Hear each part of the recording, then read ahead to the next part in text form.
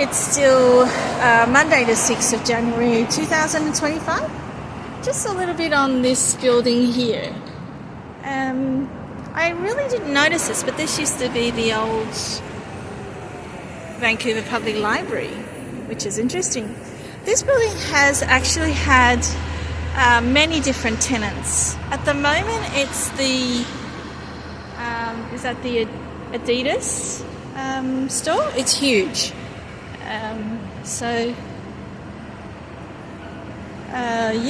this used to be before Adidas, and it was just last year. This used to be Victoria's Secret, and they closed.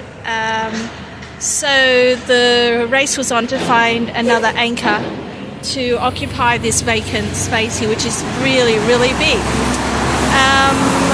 There's a drugstore down the end that's been there for a very long time. I think they'll stay for a very long time. It's one of the quieter shoppers drug marts. Sorry, I can't even get it out. But it does serve a purpose. So people wanting cosmetics and things. I've been in there a couple of times, but it's not my main shoppers drug mart that I go to, or pharmacy. Drugstore sounds terrible. Above this, in this building, the Vancouver television station used to be, and now I think it's a minor part of global BC or Vancouver television. I can't even remember what it's called, but I can see the logo in my head, but I just can't think of the actual name of the station. So the local TV station. So I'm not sure if they're still in that building, but they used to be a major television station. You can see it from above, the floor above, from quite a distance as you walk past. And you can see it from its distinctive colours, like I think it was red, blue, green or something like that. But now not so much, because everyone uses social media to get their news, although global news is still actually on TV. I actually don't have access to a television where I'm staying at all this year. There used to be in the past a communal television, but now there is no television at all where I am. It's not even a clock. There's nothing.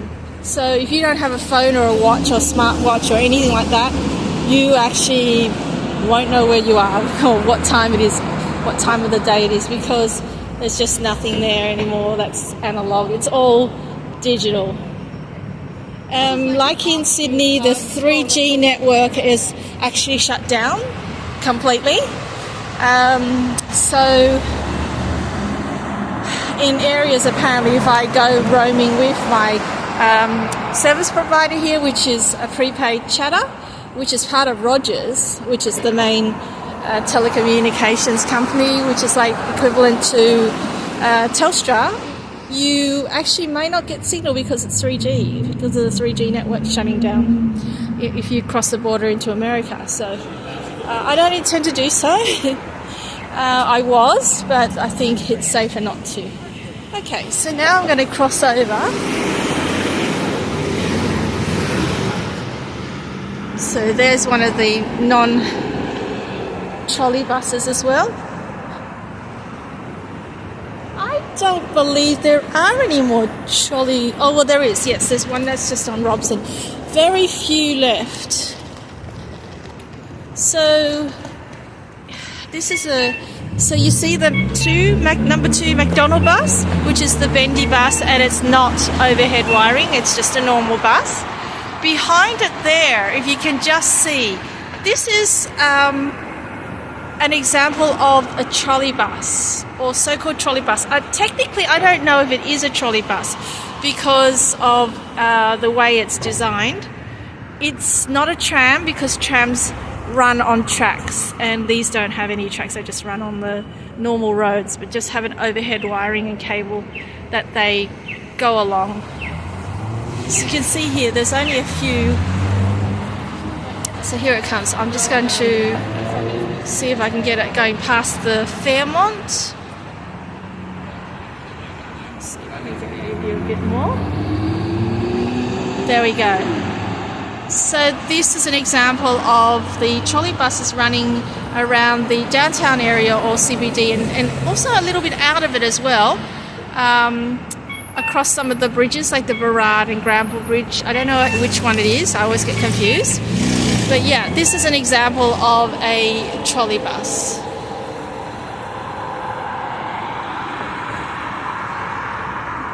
So the interior is not much different to a normal bus, but the exterior, which shows as a trolley bus, is those two sticks that kind of, you can see from miles away, these two sticks that go along an overhead wiring system. They do have other forms of buses, and I don't know if they're still running a lot, but they're called community buses. It's a very good idea. So what happens is, in areas which are high up on steeper gradients, and in smaller suburbs which are far from the main hubs of public transport, instead of having the full-size buses going to these suburbs, they have what you call community buses, which are like little mini shuttle buses which run on a regular basis just like the larger buses, except they fit better into the narrower and steeper streets, so they can get up there more easily. So I hope that makes sense. But that is a great idea, and what they should do is, in Sydney, because it's so higgledy-piggledy in some areas like Dover Heights where I grew up, and Vaucluse and around that kind of area where the streets are very narrow and very sometimes steep, like Heartbreak Hill,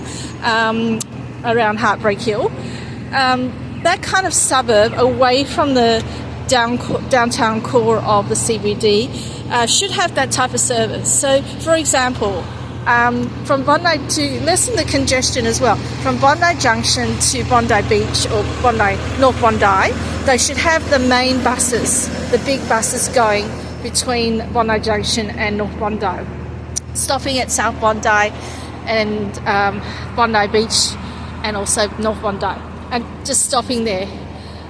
With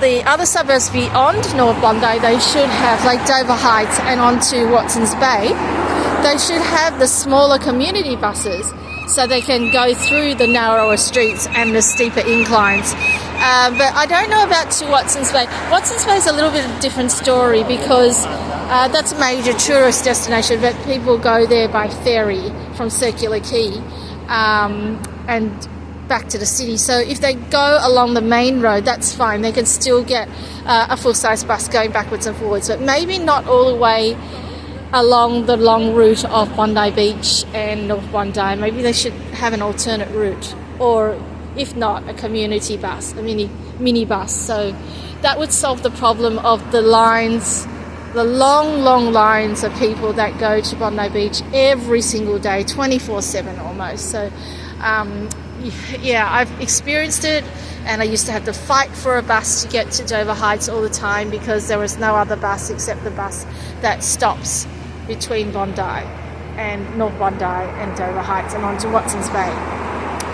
Watson's Bay was a bit of a later addition to the route.